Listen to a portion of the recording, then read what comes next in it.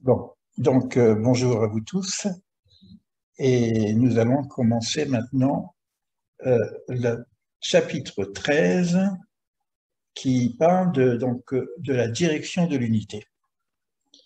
Alors, tout ce qu'on a vu jusqu'à présent correspondait à la direction de ce qu'on appelle le Mishpat, selon la voie donc de la direction divine qui s'appelle la justice.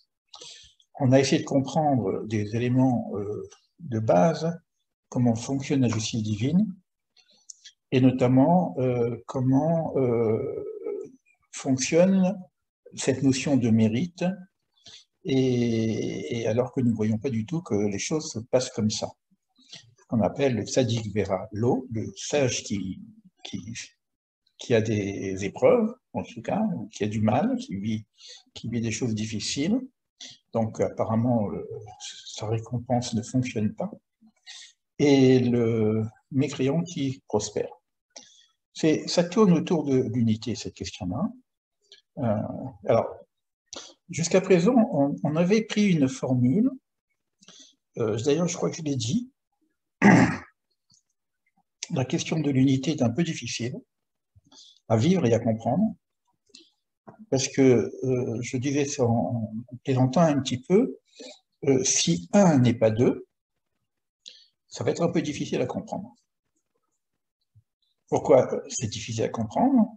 Parce que nous sommes dans deux, nous vivons dans la dualité, nous vivons dans un monde où il y a un libre arbitre et qu'il y a donc du bien et du mal que l'homme peut faire, ce qu'on avait vu d'ailleurs la semaine dernière, et uniquement l'homme peut arriver à avoir cette possibilité de faire du mal, alors que les autres créatures sont pratiquement déterminées dans leur nature à fonctionner naturellement. Il n'y a pas de bien et de mal au niveau de la terre, au niveau de la faune, au niveau de la flore, etc. Les choses, évidemment, il y a des animaux qui mangent d'autres animaux, mais on ne peut pas parler ça en termes de mal. Alors, si un n'est pas deux, on a un problème avec le mal. Parce que on ne peut pas avoir bien mal et si avec un en même temps. Donc on ne sait pas comment ça marche. Alors, on a élaboré certaines idées comme ça pour donner des explications on va voir, qui tiennent la route. Et ce qu'on va voir aujourd'hui, ça va complètement renverser tout le système. C'est ça qui est assez difficile. Parce que vous pourrez comprendre, un peu comme dans ce qu'on appelle la voie de la non-dualité, qu'il y a une forme de dualité dans notre réalité, mais cette réalité n'est qu'une forme extérieure, et qu'il y aurait une intériorité qui serait l'unité, le moi, le soi, etc. C'est-à-dire qu'on quitte la non-dualité, la vision duelle, pour intégrer la vision de l'unité. Je dirais plutôt de la non-dualité, parce que vous allez voir que l'unité, c'est un peu différent. Alors, ça paraît sympa, on fait des expériences d'éveil, etc. Ça, c'est une première notion. Une deuxième notion, c'est qu'il y a un temps qui est l'ordre de la dualité, et viendra un temps messianique où on sera dans l'ordre de l'unité. Bon, ça, c'est à peu près quelques éléments. Je fais très très court, hein, parce que je ne veux pas rentrer dans tout ce qu'on a vu. On a vu que ce n'est pas aussi simple que ça, évidemment, hein, parce que c'est un peu machiavélique, je vous dis là. Mais bon, il y a ces idées-là un petit peu, et puis il y avait une autre notion encore, toujours pareil, pour régler cette question-là, c'est qu'il y a ce monde-ci et un monde en devenir. Ce monde-ci qu'on appelle Olam Hazé, c'est un monde qui est géré par la dualité, et le monde en devenir, c'est le monde qui sera le monde de l'unité, de la béatitude, de la perfection, de l'amour, etc. Voilà, donc ça, c'est des choses comme ça qui nous permettent un peu de nous reposer un peu la tête et d'arriver à avoir un semblant de compréhension sur ces questions-là qui gênent un petit peu, parce que bon, on veut bien croire en la justice divine, mais on ne voit rien.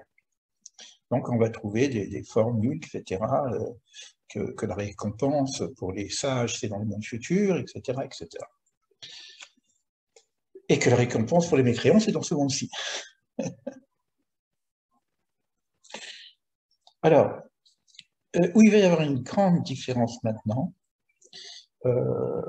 je ne sais pas si j'aurai le temps de prendre les klalim, les principes kabbalistiques, parce que ça parle aussi du nom divin, comment le nom divin fonctionne dans le monde.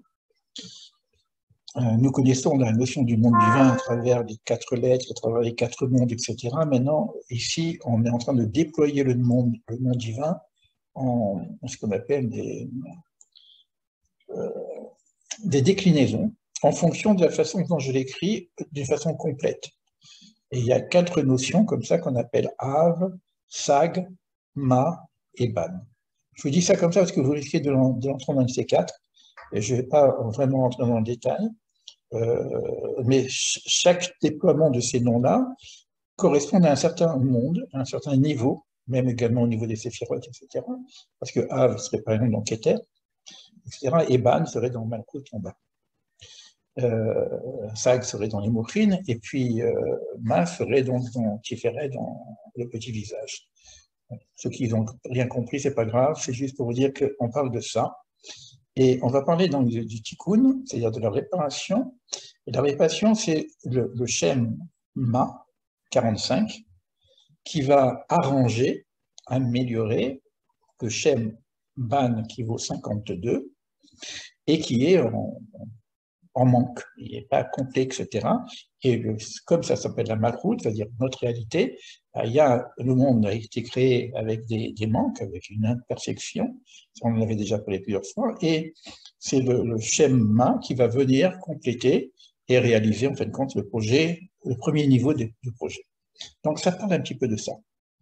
Alors, je ne vais pas rentrer dans ce détail-là, mais sachez que ça parle de ça. Maintenant, il va y avoir comme différence par rapport à ce que nous avions vu jusqu'à présent, c'est maintenant pas qu'il y a 2 et ensuite 1, c'est que le 1 s'exprime par le 2. C'est que le 1 contient le 2. Voilà. C'est-à-dire qu'il n'y a pas un monde de dualité et un monde d'unité. Le monde de dualité représente la notion d'unité. C'est souvent ce que je dis d'ailleurs, que l'unité n'est pas l'uniformité. Parce que sinon, on aurait une dichotomie. C'est comme si Dieu change de plan. Il nous met dans le plan de la dualité, et puis un jour, il viendra qu'on sera dans le plan de l'unité. Alors, ça veut dire qu'il faut qu'on maintenant découvre l'unité dans le principe lui-même de dualité, c'est-à-dire même dans ce principe de justice.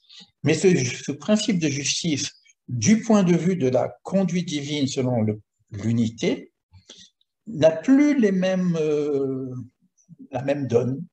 On va voir que les donnes sont totalement inversées. La notion de mérite et tout ça, la notion de récompense, il n'y a plus tout ça. On passe à un autre niveau.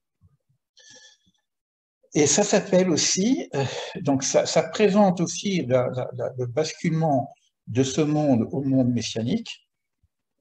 D'ailleurs, on va voir qu'il y a des choses, si on arrive à aller jusqu'au bout, je ne pense pas qu'on fera tout le chapitre en une fois, mais on va voir qu'il y a beaucoup d'éléments de notre histoire actuelle qui correspondent bien à cette période-là. Et ça s'appelle aussi la direction du Mazal. Alors, pourquoi on a utilisé le mot Mazal? Parce que Mazal, c'est un peu les étoiles, quoi. Donc, on a l'impression qu'on retourne à l'astrologie, là.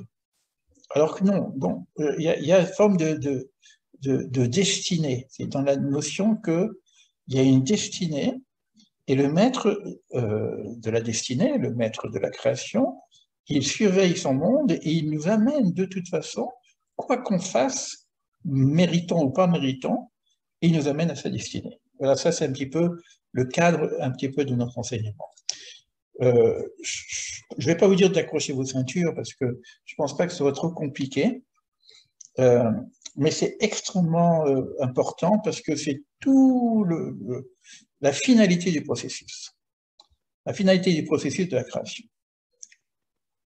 Alors, moi, je regarde un petit peu entre l'hébreu et le français pour voir s'il y a quelques petites distinctions. Je vais y aller doucement.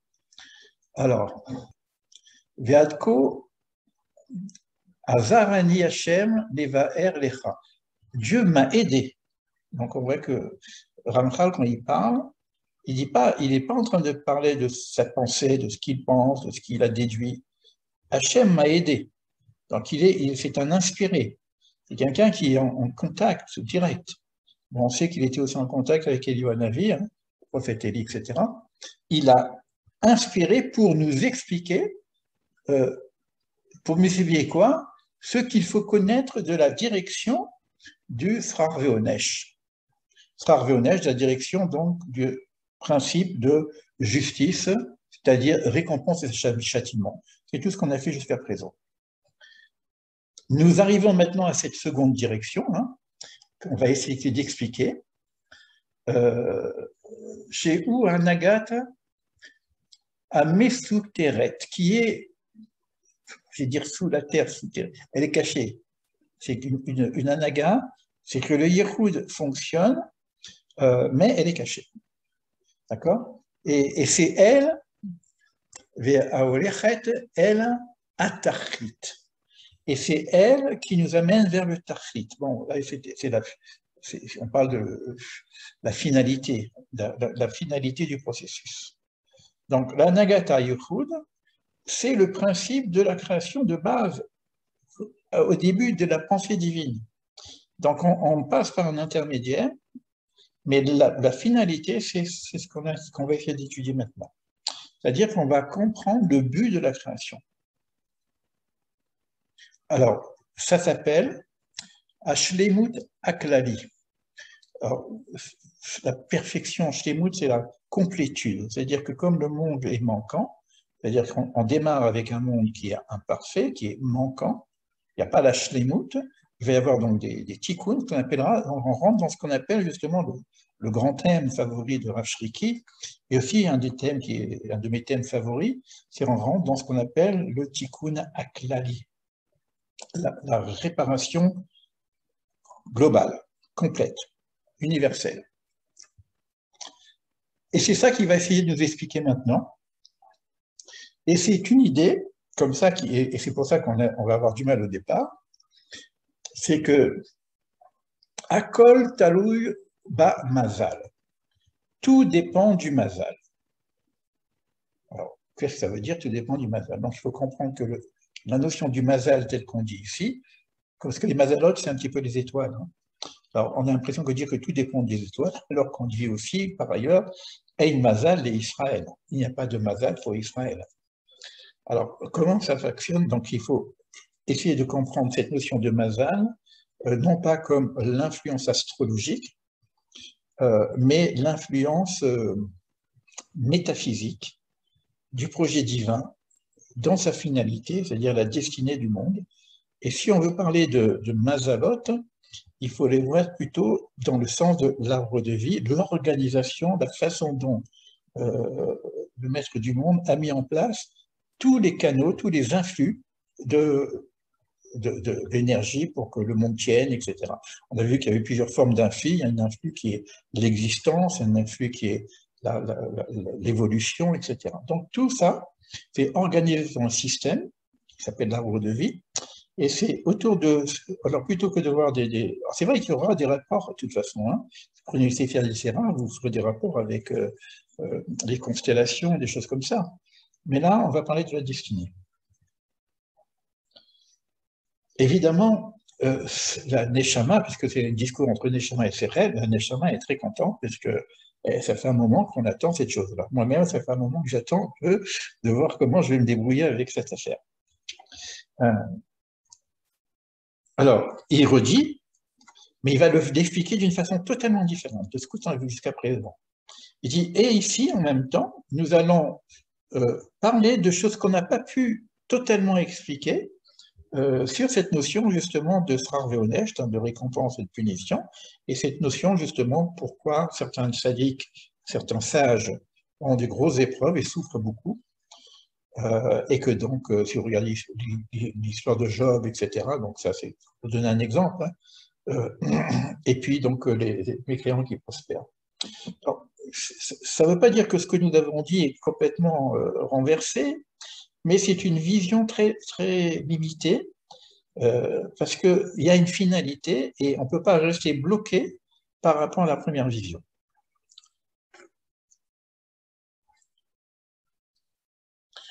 Alors,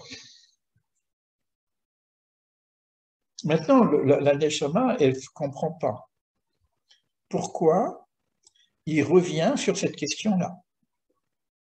soit on a compris le truc et puis on avance, pourquoi tu me remets encore le Srar Veonesh, encore le punition récompense dans le tapis de l'unité? On devrait, c'est fini tout ça, il n'y a plus de mal, il n'y a plus rien.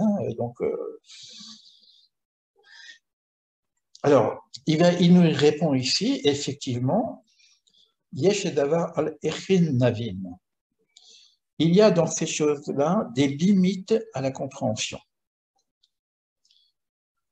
Et il faut savoir où s'arrêter au niveau de la réflexion.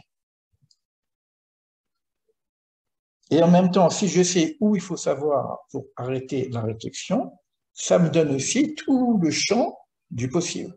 Je sais que là, je suis fermé, il n'y a pas de solution. Notre cerveau ne peut pas intégrer certaines choses parce qu'on est dans des mondes trop subtils. Donc, notre cerveau, il fonctionne d'une certaine façon au niveau de la connaissance. Mais ça nous donne en même temps nos possibilités de connaissance. Et ça demande une certaine rigueur par rapport à l'ensemble des enseignements. Et une fois qu'on connaît cette limite, ce que nous dit le Ramchai, Shaddai lanu litchachev badavar, ça va nous suffire largement. C'est pas la peine de se prendre la tête pour aller plus loin. Ça va largement nous suffire parce que litchachev, c'est la question qu'il a posée au départ. J'aimerais avoir, Yayomo Yachev, Yeshiva, s'asseoir, tranquillité d'esprit. J'ai besoin d'avoir une certaine tranquillité d'esprit dans la façon dont le Créateur conduit le monde. Et là, il nous dit que ça va nous suffire largement.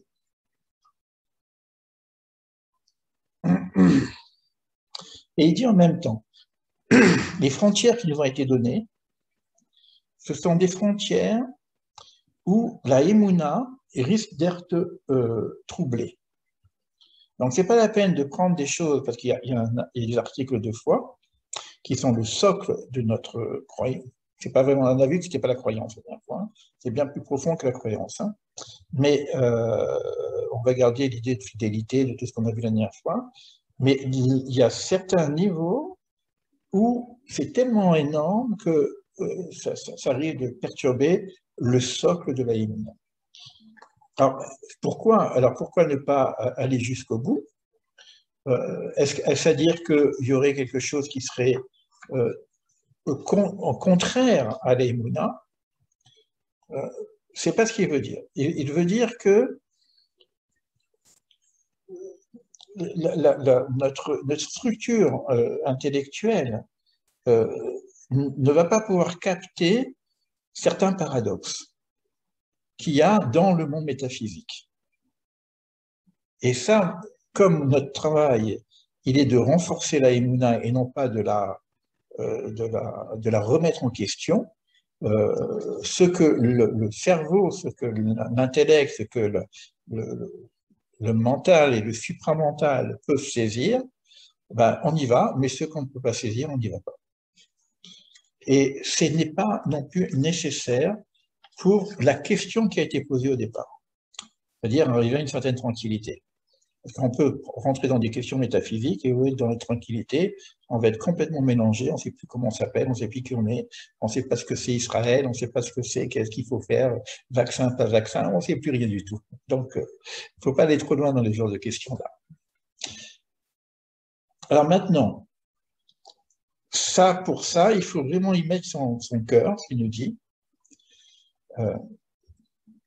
Parce que Dieu n'a pas créé un monde pour qu'on soit troublé au niveau de l'Aïmouna.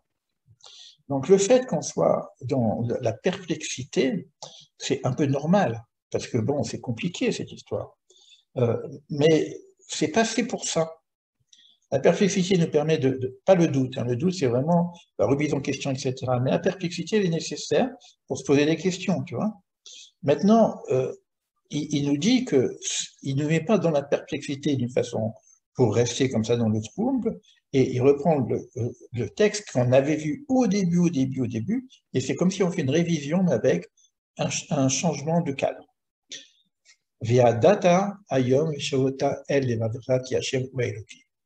Et tu seras dans ton cœur, et tu répondras en ton cœur, tu connaîtras, un jour tu connaîtras, que l'Éternel Dieu est Dieu. Alors là, on avait déjà fait cette histoire-là. Ça veut dire quoi, Hachem ou Elohim? Donc on a deux noms d'Hachem, deux noms de Dieu, un nom qui s'appelle Hachem Yudke et on a Elohim qui est le nom de la création, etc. Mais en même temps, ça veut dire que ici se pose la question de l'unité et de la compréhension d'unité. Mais ça, tu le sauras. C'est-à-dire que la finalité du processus, c'est la connaissance, comme il y a Dalet et Hachem, c'est la connaissance de l'unité. Et là, et c'est là le grand chidouche, la grande nouveauté, c'est que, là, vous avez le titre d'ailleurs de ce chapitre qu'on va aborder, dans les Klalim, c'est très très très long, donc les Klalim parlent justement du nom divin qui est déployé avec main et vanne, etc. Bon, je vous ai parlé tout à l'heure, et ils viennent me dire ici que le dévoilement de l'unité passe par la dualité bien-mal. Voilà. Donc, j'ai besoin carrément, c'est-à-dire c'est presque la stratégie de mettre en place un monde dont la finalité, le projet divin, c'est la connaissance de l'unité, et pour ça, ben, il faut passer par la non-unité. Et quand je sais que je suis dans la dualité, ben je vais avoir mais je vais avoir besoin de la dualité pour découvrir l'unité. Alors ça veut dire que le 1, il est dans le 2. Ça change un peu. On n'est plus dans la non-dualité. Puisque la non-dualité contient l'unité. C'est comme le bête. Quand voulez-vous le bête, il y a le you dans l'intérieur du bête. La création commence avec la dualité bête, mais à l'intérieur, il y a un yud. Donc l'essence de la dualité, c'est l'unité. C'est-à-dire que même cette notion du mal va être utilisée pour faire apparaître la notion du bien qu'il y a derrière. Mais pas simplement la notion, parce que jusqu'à présent, on voit bien que dans la dualité, par exemple, le noir peut se faire apparaître le blanc. Donc la lumière dans les ténèbres, les étoiles dans le ciel noir. Donc, c'est une forme de contraste. Donc, on connaît le bien en contraste par rapport au mal. Là, c'est pas ça qu'il va nous dire. C'est qu'on va voir que le mal lui-même est un bien en transformation. C'est ça qui est difficile. C'est ça qui est difficile. Et c'est ça qui peut aussi perturber la Emouna. Eh ben, l'idée, c'est que c'est pas que le mal disparaît, c'est que le mal est transformé en bien. Et on va voir derrière ce qu'on appelle le mal, toute la stratégie du dévoilement du bien. Ça, c'est un peu difficile. Pour les gens devant la souffrance, etc., on peut pas, à notre niveau, c'est quand même un peu difficile. Donc, on est obligé de le voir au niveau métaphysique.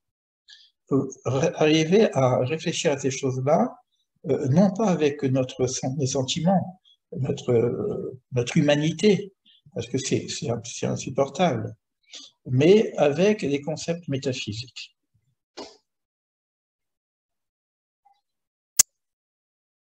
On ne peut pas imaginer qu'Akadosh Baruch Hu rotse l'einachem, comme s'il regrette, il change le système et il nous met un nouveau système. Ça ne peut pas marcher comme ça. Il y a pas Donc c'est une stratégie qui est mise en place dès le départ, et cette stratégie, elle est bonne dès le départ, et elle nous accompagne jusqu'à l'unité, mais elle est bonne dès le principe. Il n'y a pas un système qui va disparaître complètement. Le système de la dualité, on va avoir un corps, on va rester vivant. Alors donc il y a un créateur et un humain, donc on est quand même dans une dualité. Donc c'est comment ça fonctionne. Parce que si on n'est que 1, il n'y a que 2, donc on n'existe plus. Comme on n'est pas dans ce concept philosophique où l'être disparaît, dans la grande mer ou dans la goutte qui disparaît dans l'océan, donc il y aura toujours une relation. Je profite pour dire quelque chose maintenant, parce que je ne sais pas si je vais arriver à ce passage-là, qui est extrêmement important. C'est que quand vous parlez de l'amour, par exemple, parce que l'unité, c'est aussi l'amour, d'accord? Mais l'amour, il faut deux. On ne fait pas l'amour tout seul. Donc, quand on parle de l'amour, et tu aimeras ton Dieu. Parce que Shema Israël, Hachem ne connaît Hachem, écoute Israël. Parce que j'en parlais tout à l'heure avec le Dalet, parce qu'il y a le Dalet qui vient dans Echad 1, avec le Dalet. Donc, on nous dit, écoute, Israël, Dieu, notre Dieu est un. Ok, d'accord. Et tu aimeras ton Dieu. Mais donc, c'est moi qui l'aime. Donc, lui aussi, il m'aime. On est deux. Donc, l'unité, c'est dans le deux. Vous comprenez? Parce qu'il y a la relation.